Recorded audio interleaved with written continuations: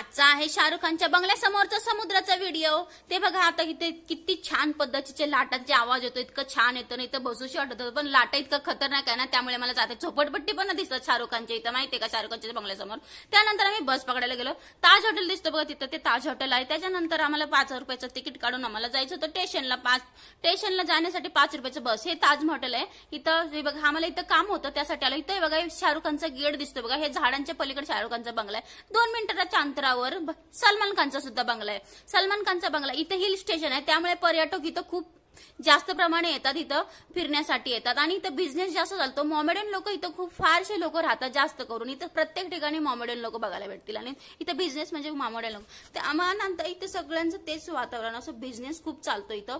यानंतर बघा स्टेशनच्या बाहेर तर त्यांचंच दुकान दिसतो। त्यानंतर आम्ही मग ट्रेन पकडायला गेलो। आता ट्रेन लागली म्हणून आम्हाला कळलं, लाईक करा, व्हिडिओला सबस्क्राईब करा प्लीज।